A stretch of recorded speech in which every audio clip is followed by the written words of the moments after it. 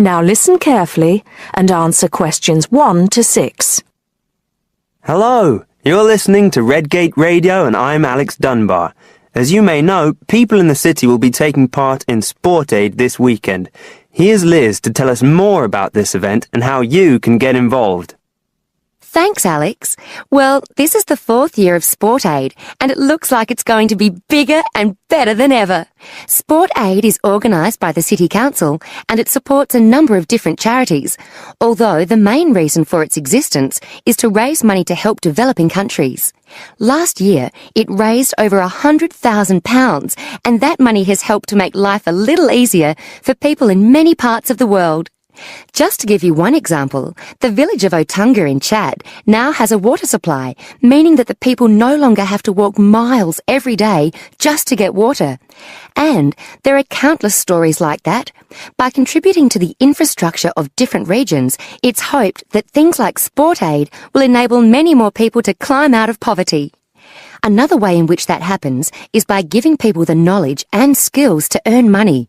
One of the biggest issues facing people in many poorer areas of the world is education. Something that we take so much for granted can be rare and expensive in some regions. Education is seen as key to development, and money from Sport Aid has paid for schoolrooms and equipment in a number of places. So what can you do to help? There are lots of ways in which you can get involved. First of all, you can go down to the biggest attraction of the day, the Sport Aid charity football match. There will be thousands of people at City Stadium, and all the money raised from the sale of tickets goes to charity. There's much more going on than just a football match, of course. There will also be lots of entertainment for the whole family, including a fair, stalls selling all kinds of food, and even a chance to try out some sports you may not have tried before, like softball and volleyball. It's probably going to be a very active day, so it's best to make sure that everyone is in comfortable clothes before you go down there. It's always a fantastic day out, and it's a great way to show your support. Before you hear the rest of the talk, you have some time to look at questions 7 to 10.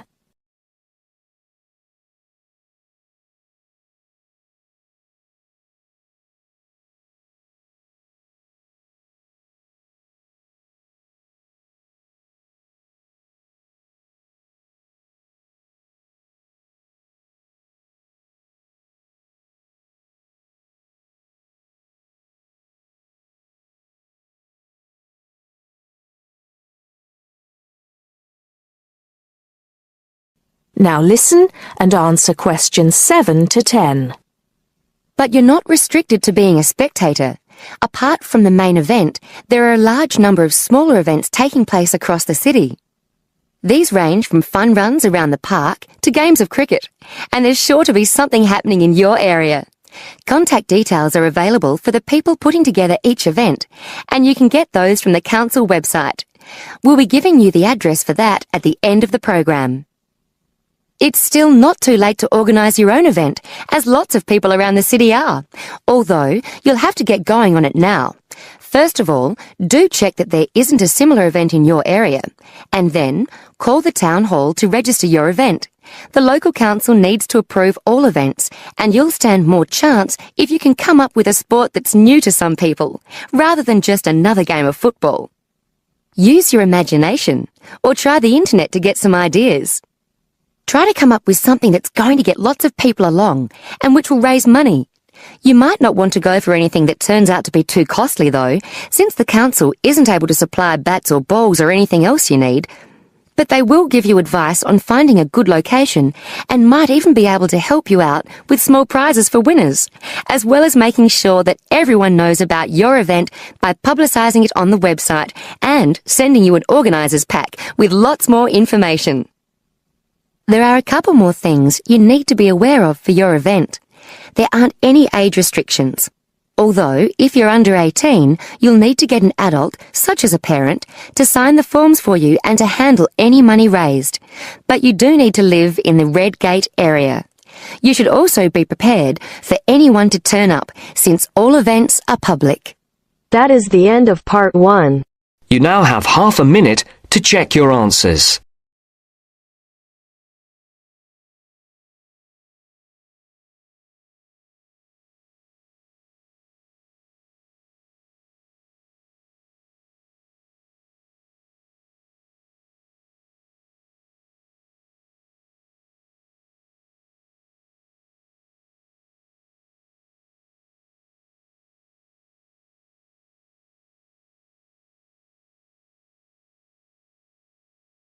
Now turn to Section 2. Section 2. You will hear a podcast on Canberra's theme park. Now you have some time to look at questions 11 to 16.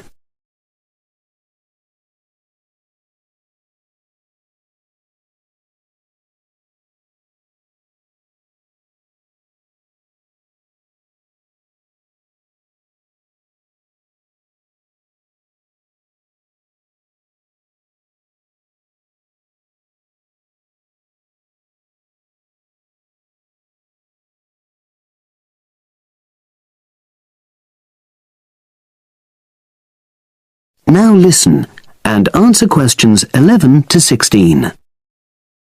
Welcome to Canberra's Park podcast. In the next few minutes, I'll tell you a little about the park and the amazing things we have to offer. We like to think that Canberra's offers more than other theme parks. Like them, we have a variety of exciting rides for people of all ages, but Canberra's also places strong emphasis on the educational experience for its visitors. Not boring facts, but lots of interactive exhibits. Although it's mainly an outdoor experience, we do have some indoor activities if the weather gets too dreadful. The park's got a lovely, well-established feel, set in 80 acres of beautiful countryside, about 3 miles south of the tourist resort of Dulchester.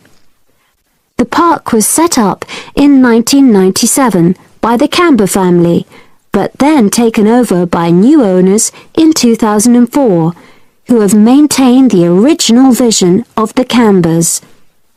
It has lots of old trees, hundreds of flower beds, and a gorgeous lake. Canberra's has over 45 different rides, exhibits, and arcades. All but one of these is free once you've paid your entrance fee. We charge a small fee for our newest ride to reduce the length of the queues. You don't pay anything for parking. A family ticket for a family of 4 works out at about £8 per person, which is amazing value. Full details of current prices are shown on our website, along with full details of rides, etc., and directions for getting to us. We also have a number of special offers. For example, if you live locally, why not join our Adventurers Club, which entitles you to 50% off ticket prices all year round, and a special lane for all rides and exhibits, which means you don't have to wait to get into any part of the park. See the Offers tab on the website. We've recently added a number of new exhibits to the park, and we're particularly proud of our Future Farm Zone, which houses over 20 different species of animals, from chipmunks to dairy cows. The emphasis is on getting near to the animals. All of them can be petted, and you can buy food for feeding the animals. Many of our younger visitors say that this is the high point of their visit. And speaking of food, don't let the animals have all the fun. We have a total of 7 different catering outlets on the site. We're open 10 to 5:30 all year round, and cold drinks and snacks can be bought at any time during opening hours. And hot food is available most of the day in the Hungry Horse Cafe from 11 until 5, just half an hour before closing time. Now you have some time to look at questions 17 to 20.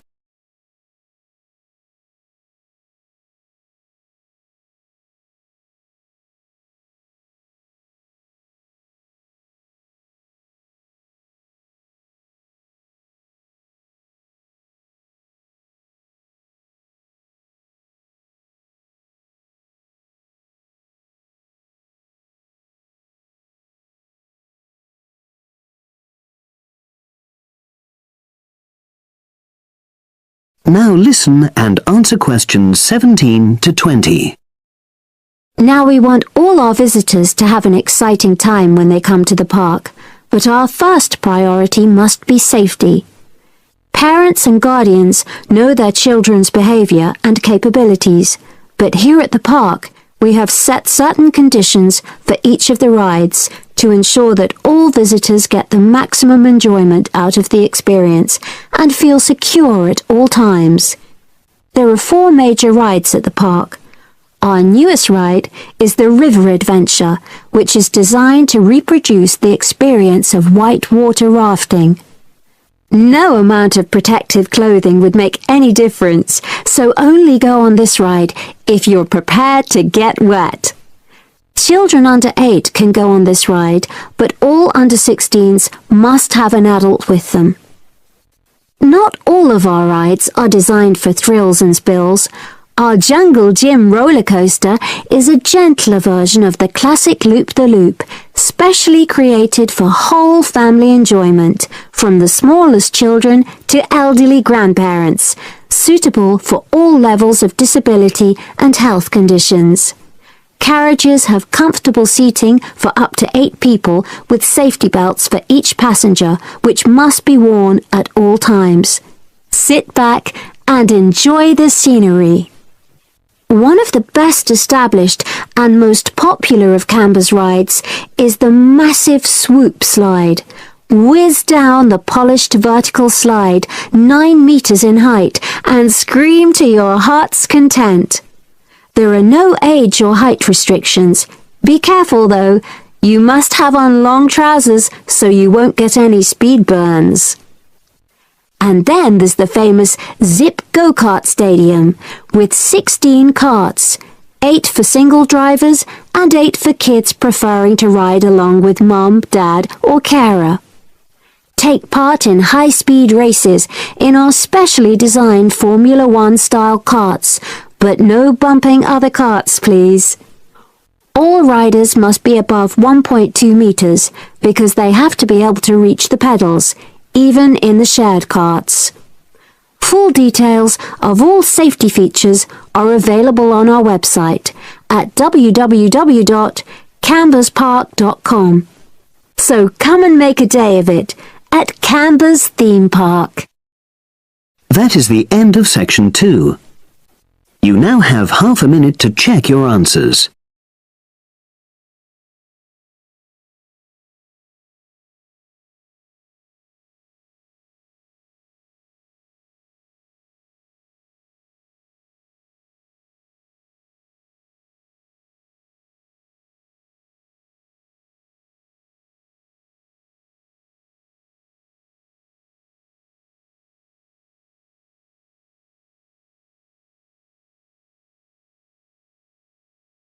Now turns to part 3.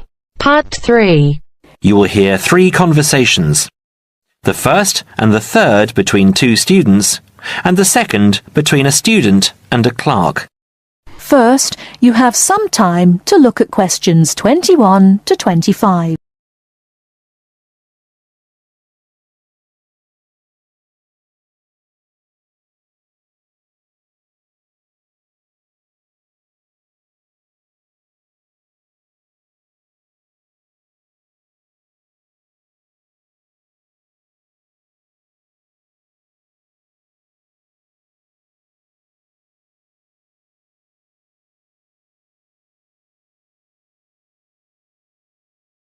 Now listen carefully and answer questions 21 to 25.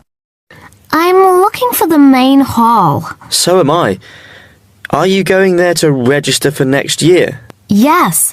I was told to go to administrations and fill in an application form. That's what I'm about to do. I went to information and they told me it was at the end of this corridor. Then we have to turn left and immediately right. That should lead us to the exit, where opposite we should find the entrance to ground level main hall. It's a big old red building. From there we need to go to the first level and then follow the signs. Apparently it's the second office opposite the foyer.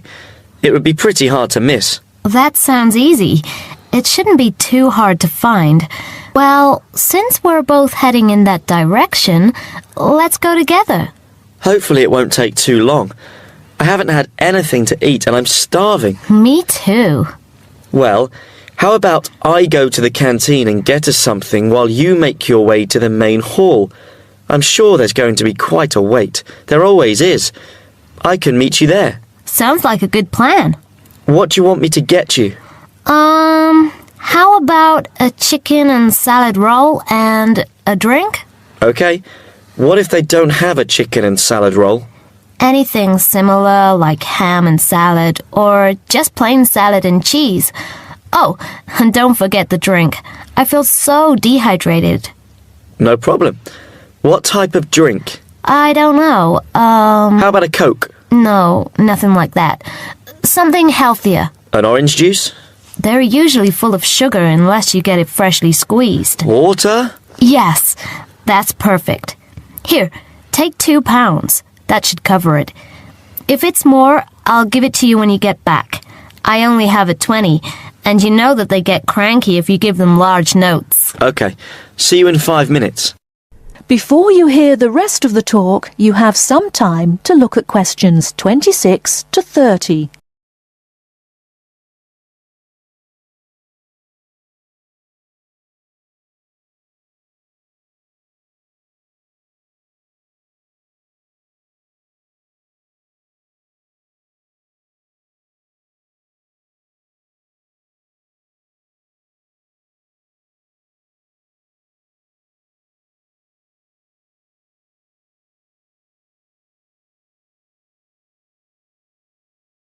Now listen and answer questions 26 to 30.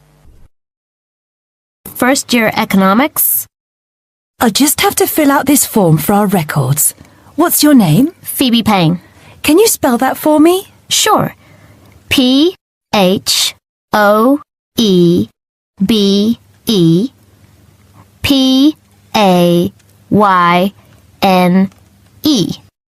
Your address?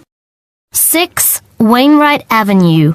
That's W-A-I-N-R-I-G-H-T, Nottingham. Nottingham. And your phone number? It's not connected yet. I've just moved in. Okay. When you get your phone connected, contact us. I'll just make a note that your phone number is to be advised. I'll do that. What course were you doing? Law? No. Economics. First year. First year economics. Yes, that's right. Okay. Take this card across to the economics department and get it stamped. And then you need to come back here to pay your fees. I've made an arrangement to pay in installments. Do you have any documentation verifying that? Yes, I have a statement from administration. Okay, when you return, we'll have a look at it. Thank you very much. Here you are. It was quicker than I thought, but I have to get this card stamped and return here to organize my fees. That's good. It means that I won't have to wait long either. How did you get on? What with? Oh, the food. Well, there wasn't much left, so I got you a cheese and tomato sandwich and water. That's fine. Do I owe you any more? No, I need to give you back £3. But I only gave you 2. Oh yeah, I thought you gave me a £5. Okay, so we're square. So what do I have to do? Go to the desk and give your personal details. Then they'll give you a card that you need to take to your faculty.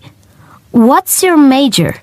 Environmental science. Okay, so you'll have to take the card to the environmental science faculty and get the card stamped, return to administration in the main hall, and organize your fees. And that's it? Yes, that means you're registered. Then we receive a letter with the details of our course where we'll be informed to go to the notice board or online to find out when and where our lectures are. Okay, let's have this bite to eat first. That is the end of part 3. You now have half a minute to check your answers.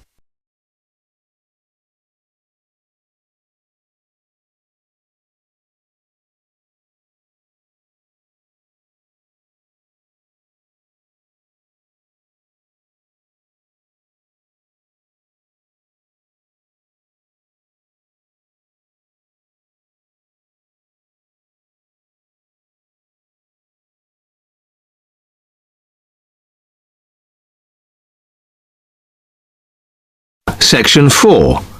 You will hear part of a lecture on the current and future use of mobile phones. You now have 30 seconds to read questions 31 to 35.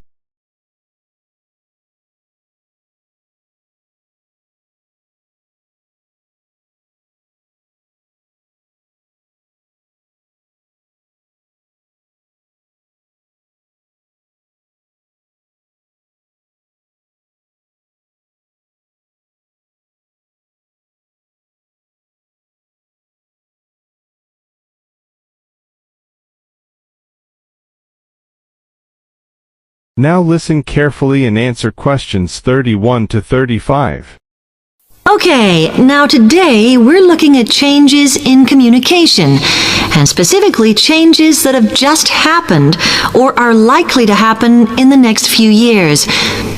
Key to this is the mobile phone, which is increasingly being seen as an all-purpose system rather than just a phone. If you only use your phone for texting and making calls now, you will be amazed at how you'll be using it in the future. The technology has been developed for a range of other uses. For example, phones could be used so that if you are meeting someone and they get lost, you could send them a map of your location to help them. This will save all those complicated explanations over the phone and our poor friends or colleagues trying to drive and find out where they are at the same time. And if you get bored waiting, or if you're traveling, for example, you will soon be able to see TV news on your phone as it is actually being broadcast. This means that you won't have to miss any of your favorites if you were away for a few days. Most people have got used to texting now, and young people send pictures to each other. But what is exciting is the possibility of putting music with them before you send them. And it's not all frivolous. Phones are going to become even more critical in business and education. Some recent developments have a highly practical usage. So, for example, as lecturers, we will be able to send everybody a text to let them know if lectures have been canceled. And the new phones could have a further use in education, as well as business, as they will enable us to go to any destination, such as when we are doing a field trip, for instance.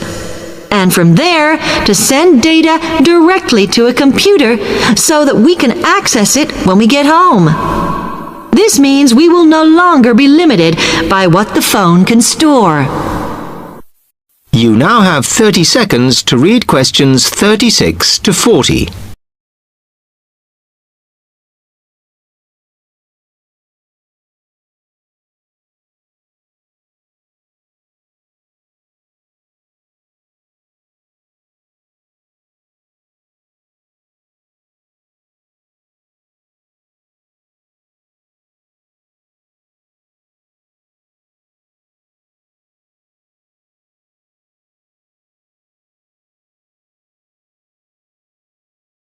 Now listen carefully and answer questions 36 to 40. And it's interesting to look at the different ways that men and women use phones now, as that does affect how the technology will develop. Some research has been done on how people use phones, and some of the results are surprising. One of the increasing usages of mobile phones is to get all sorts of data, such as phone numbers, the weather, train times, etc. And while there's been an attempt to set up connections with things that women might be interested in accessing, it is overwhelmingly men who do this. But what about the traditional use of a phone? To speak to people? I suppose we would predict that it is mainly women who use phones as a method of contact for friends and family. But, in fact, the genders exploit this facility equally. I've spoken about the increased business usages that phones will offer, and I suppose we would associate this usage with men. The survey picked up, though, that women are often working from home or catching up with work in the evenings, so they use phones in this way as much as men do. Most of us are aware we can store photos on our phones. It's an ideal method of capturing a moment wherever you are. Women tend to be the group that keep photos on their phones, but it seems that men use their phones to actually take pictures much more than women do. And of course, all this knowledge affects the marketing that the companies will do in order to sell the phone. That is the end of section 4. You now have half a minute to check your answers.